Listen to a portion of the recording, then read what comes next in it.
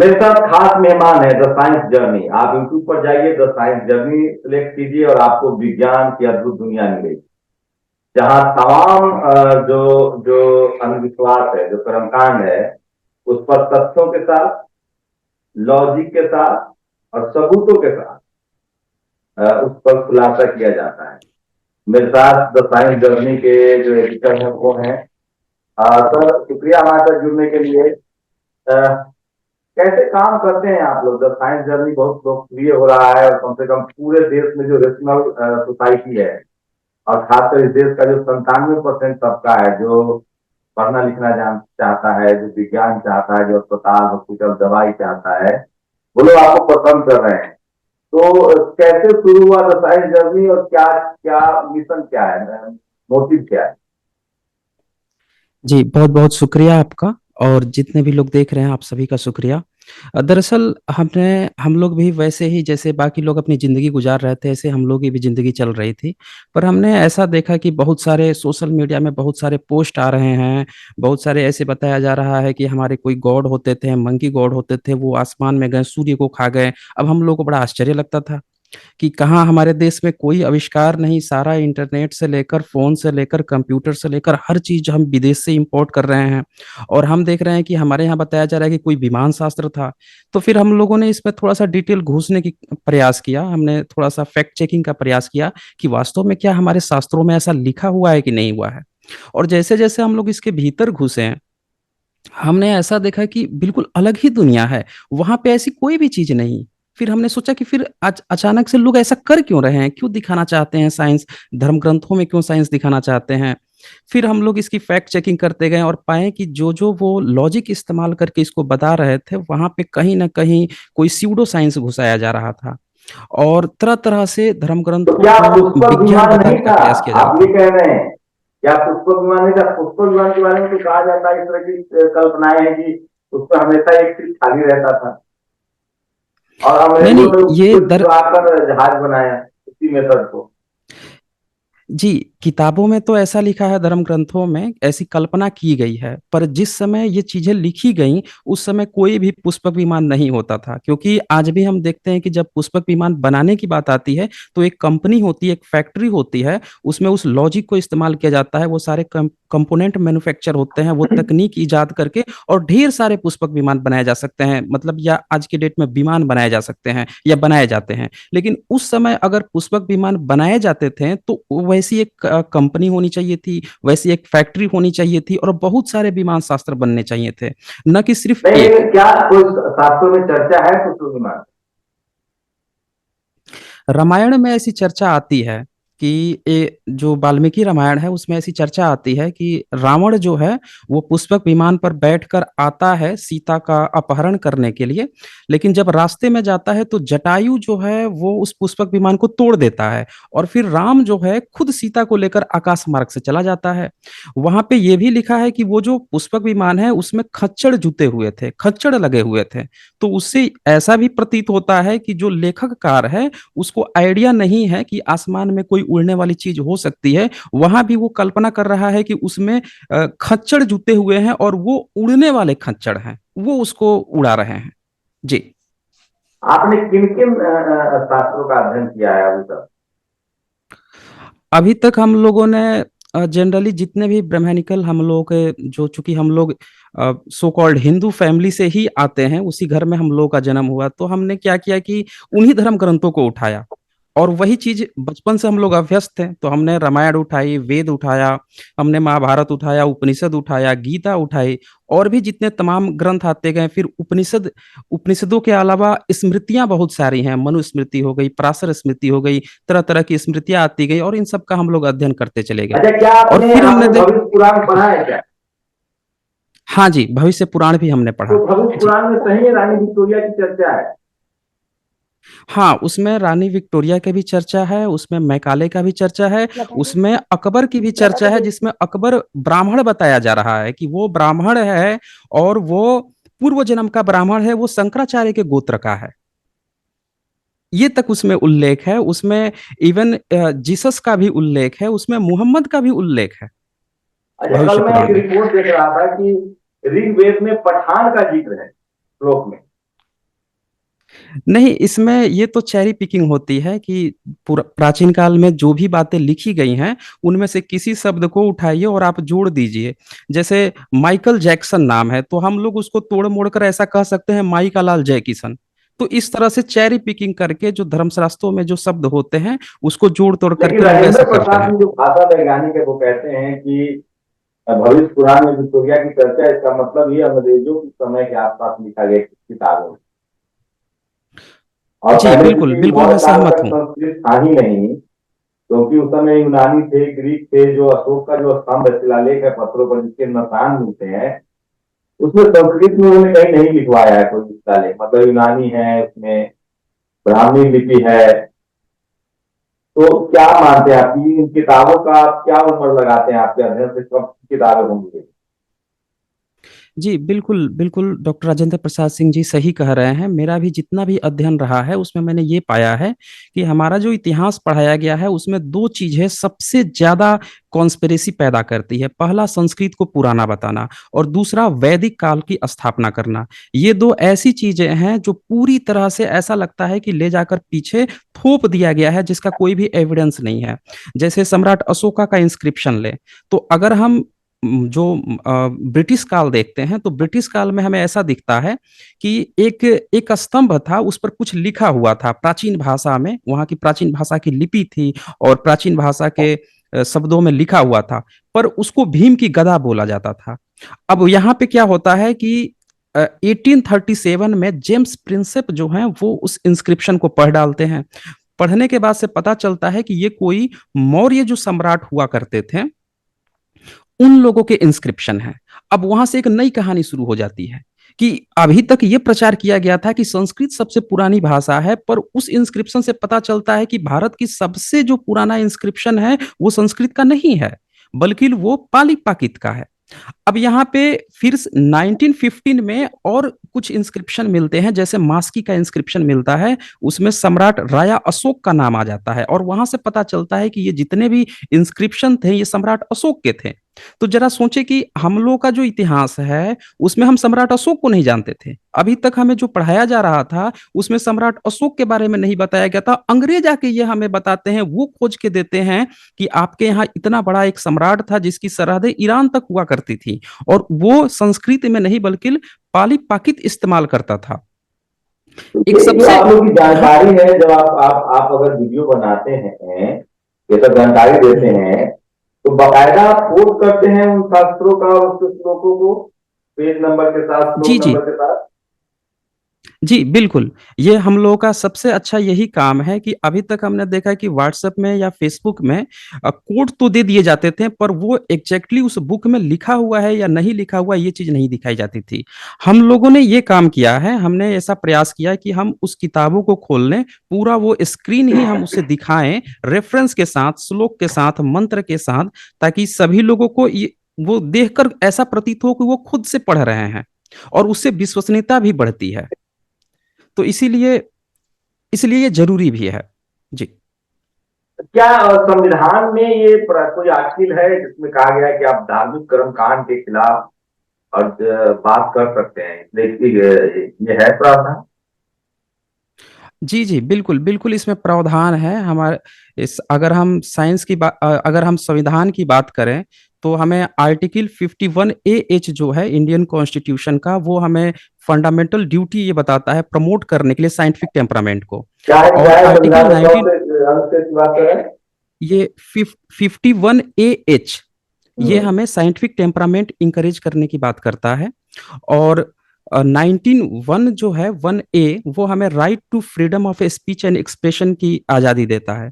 तो हमारा बेसिक जो काम है वो साइंटिफिक टेम्परामेंट को इंकरेज करना है, क्योंकि हम देख रहे हैं कि हमारा देश जो है वो थिंकिंग जो प्रोसेस है, एक साइंटिफिक थिंकिंग जो प्रोसेस होनी चाहिए, वो लोगों में नहीं ईजाद हो पा रही है। और वो इसलिए नहीं ईजाद हो पा रही है क्योंकि हमें तरह तरह से बता दिया जाता है कि ऋषि मुनि हमारे इतने बड़े वैज्ञानिक थे, वो ये खोज कर दिए थे। अब सारे बच्चे जो हैं, जो खुद से सोचना चाहिए, जो खुद से हमें खोज करनी चाहिए, उसकी बजाय हम बैठ जाते हैं कि अच्छा, ये कोई बात और सवाल करके बनता है देगा। कि क्या, जैसे मैं हिंदू हूँ, तो क्या मैं हम्म। हिंदू रिचुअल्स और हिंदू धर्म शास्त्रों का ही अध्ययन करके ऊपर सवाल उठा सकता हूँ, या किसी दूसरे धर्म के बारे में भी बातें कर सकता हूँ अध्ययन करके? जी, हम लोग बिल्कुल सभी धर्मों के बारे में बात कर सकते हैं, पर यहाँ पे एक चीज़ हमें ये देखनी है कि अपना घर जब बहुत ज़्यादा गंदा हो, तो मुझे ऐसा लगता है कि पहले अपने घर से शुरुआत करनी चाहिए। और जब हम इस चीज़ में आगे बढ़ते हैं, तभी हम पड़ोसी को भी कह सकते हैं कि भई आपके घर में भी गंदगी है।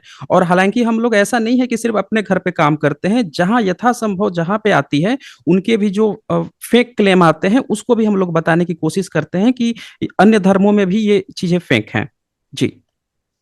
तो ये जो रेशनल वर्ल्ड है आपका, ये जो साइंस जर्नी है, विज्ञान की बात करते हैं, कोट करते हैं, तो क्या मतलब इसमें आइडेंटिटी क्राइसिस, आइडेंटिटी छुपाने की नौबत क्यों आ रही है? क्यों धमकियां मिलती है कि अपने खतरे हैं?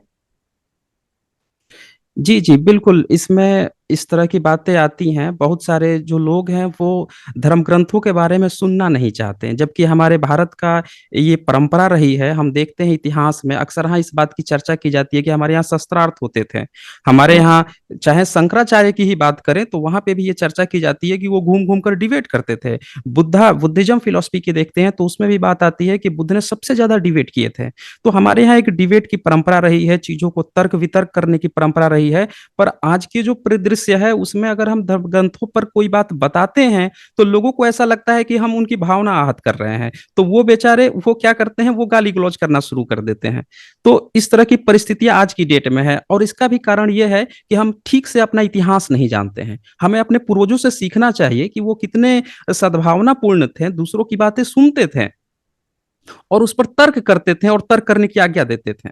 जी। जैसे कबीर है या रविदास महाराज हैं या तुलसी दुबे हैं। अभी रामचरितमानस पर इतने सारे बातचीत हो रही है, आपने उसका अध्ययन किया है?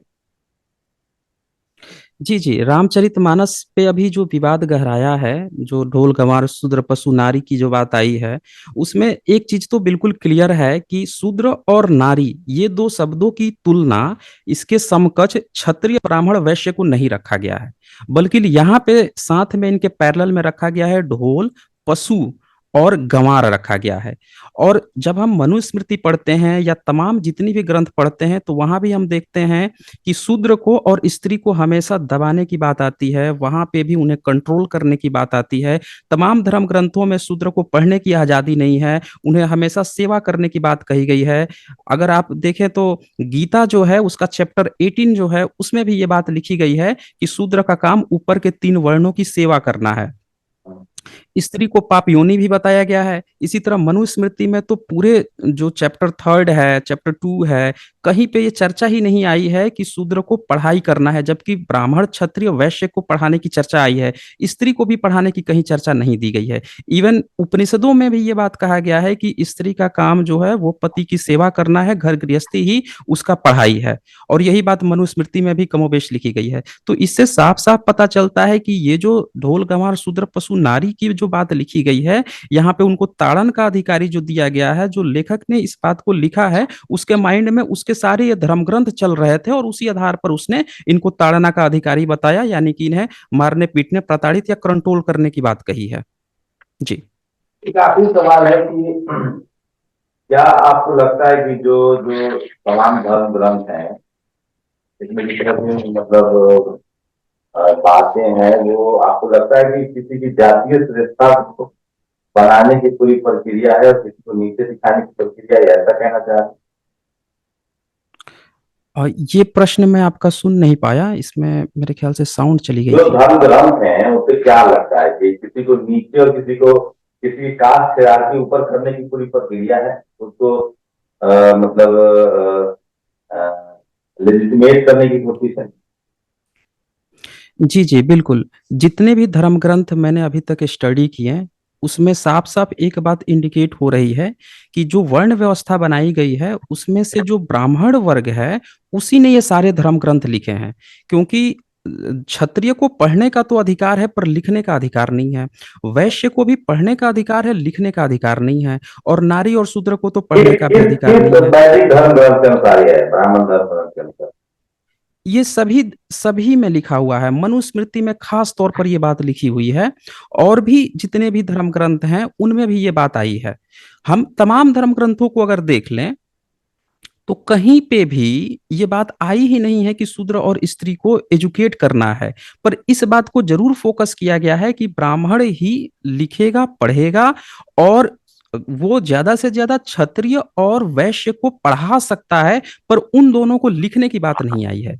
तो ये बात, जितने भी ये जो बात आ रही है ना कि एक जाति की सर्वश्रेष्ठ होने की, वो यहाँ से फिट हो जाती है कि ब्राह्मण जो है वो पढ़ सकता है, पढ़ा सकता है, पर बाकी के जो हैं वो पढ़ तो सकते हैं, शूद्र को छोड़कर और नारी को छोड़कर वो पढ़ तो सकते पर लिख नहीं सकते हैं। तो इसीलिए ये वर्चस्व है कि जिसने इन धर्म ग्रंथों को लिखा है उसने अपना वर्चस्व को दिखाया है कि हम ही सर्वश्रेष्ठ हैं। जी। एक आखिरी सवाल कि क्या कहेंगे जो जिस तरह से ये जो धर्म ग्रंथ हैं तो और ये जो आप लोग काम कर रहे हैं, इसका किस तरह से इसका रिस्पॉन्स कैसा मिल रहा है, कौन लोग जुड़ रहे हैं और कौन लोग विरोध कर रहे हैं? आज के हिसाब से जी इस ओबीसी माइनॉरिटी और जनरल कैटेगरी हमारा संविधान है, तो विरोध करने वाले संख्या की जी इसमें सबसे ज्यादा जो समर्थन कहें या जो लोग देखते हैं वो बहुजन वर्ग से हैं। इवन जो अपर कास्ट है उनके भी लोग देखते हैं, उनमें भी काफी लोग जो एथिस्ट हैं, जो निष्पक्ष हैं, वो लोग देखते हैं। बाकी उन लोगों की तादाद बहुत ज्यादा होती है जो विरोध करने की, जो लोग अपने जाति को सर्वश्रेष्ठ बोलना चाहते हैं। इवन वो इतने भोले भाले हैं कि वो कमेंट में भी ये बात लिख के चले जाते हैं कि ब्राह्मण सर्वश्रेष्ठ था या हमारी जाति हमेशा सर्वश्रेष्ठ थी, तुम लोग नीचे हो, और इस तरह की बातें वो लिख के चले जाते हैं। तो इससे ये पता चलता है कि अभी उन्हें आज 21वीं सदी में भी ज्ञात ही नहीं है कि जाति प्रथा कितनी बुरी बात है, उन्हें एहसास ही नहीं है। तो शायद वो इसलिए ऐसा करते जा रहे हैं। आप क्या लोगों से कहेंगे कि किस तरह से सोचने की प्रक्रिया, चूंकि एजुकेशन के बाद ये सब चीजें समझ में आती है, किस तरह के चैलेंजेस हैं और लोगों से किस तरह की मदद क्या करेंगे क्या? जी मैं यहाँ पे सभी लोगों से यही कहूंगा कि देखें, 21वीं सदी में हमारी जनसंख्या, भारत देश की जनसंख्या हमारे पड़ोस चीन की जनसंख्या लगभग बराबर है। और यहाँ पे हम अगर तकनीकी रूप से देखें तो चीन हमसे कहीं आगे निकल जा चुका है। इवन हम बॉर्डर पे भी उससे टकराव महसूस करते हैं, और हमें अपनी सारी सामग्री विदेशों से इंपोर्ट करनी पड़ती है, विशेषकर रक्षा उपकरण। हम ये ऐसी चीजें अपने देश में क्यों नहीं प्रोड्यूस कर सकते? आजादी के बाद चाइना भी जिस समय आजाद हुआ, हम भी जिस समय आजाद हुए, हम दोनों के पास बेहतर अपॉर्चुनिटी थी, हम भी आगे बढ़े। पर हम लोगों ने धर्म में और तरह तरह की चीजों में उलझ गए, हम लोग आपस में एक दूसरे को भेदभाव में उलझ गए। हमने उस साइंटिफिक टेम्परामेंट को बढ़ाने में मदद नहीं की, हमने उस पर शोध नहीं किया, जबकि चीन जो है लगातार उस पर काम करते रहा, और आज वो अमेरिका तक के मार्केट पे कब्जा किए हुए हैं। तो इसीलिए मेरा सबसे आग्रह है कि आप अपने बच्चों को पढ़ाएं, उनको साइंटिफिक टेम्परामेंट इंकरेज करने की शिक्षा दें। धर्म ग्रंथ आप पढ़ते हैं, ठीक है, इट्स ओके, पर सोचने की जो प्रक्रिया है वो साइंटिफिक टेम्परामेंट की तरफ आनी चाहिए। और जब साइंटिफिक टेम्परामेंट होगा तो धर्म ग्रंथ पे भी वो प्रश्न देख देख लेगा ना कि कहाँ सीडो साइंस है या उसमें कुछ अच्छाई है या नहीं है। लेकिन सोचने का तरीका ही अगर साइंटिफिक टेम्परामेंट में नहीं हुआ तो वो इस बात पे भी बिलीव कर लेगा कि हमारे प्राचीन ऋषि मुनि कभी बिजली बना लेते थे तो कभी उड़ के चले जाते थे, वो सारी चीजों पर बिलीव कर लेगा। और ऐसा होने एक का आखिरी सिर्फ सवाल कारण है ये है कि कि साइंटिफिक टेम्परामेंट नहीं है। जी जी। एक आखिरी सवाल है कि क्या जैसे आप साइंस जर्नी चला रहे हैं तो क्या कहेंगे कि जो ये जो पूरा जो आज के समय में भी जो लोग इस तरह के जो धर्म को हम मान लें कि वो प्रोफेशन है, उसमें आमदनी है, चाहे वो ज्योतिष शास्त्र हो या ये सब, और क्या कहीं कोई चर्चा है कि जो वैदिक धर्म है, जो ब्राह्मण धर्म है, उसमें कोई भी पुजारी या कोई भी बन सकता है या दान पेटी की चाबी किसी के पास जा सकती है, इसकी भी चर्चा है कि ये भी एक जाति विशेष के लोगों के लिए रिजर्व है? जी ये पूरी तरह से रिजर्व है, जैसा कि मैंने पहले भी बताया कि जो अपने को सो कॉल्ड ब्राह्मण कहते हैं, यहाँ पे दो बातें हैं। एक तो पूरी दुनिया को ऐसा दिखाया जाता है कि ब्राह्मण का मतलब होता है जो कर्म से ब्राह्मण हो, जो पढ़ने निकले में तेज हो। पर यहाँ पे सिनेरियो बिल्कुल अलग है, ये जाति आधारित है, बर्थ आधारित है। और यहाँ पे पूरी तरह से हम अगर मंदिरों में सर्वेक्षण करें तो वहां पे आप सीधे सीधे देखेंगे कि अमूमन सारे के सारे लोग ब्राह्मण ही होंगे। पर आप अगर नाला साफ करते हुए देखेंगे तो ये भी पाएंगे कि वहां अमूमन एक ही तरह के लोग होंगे।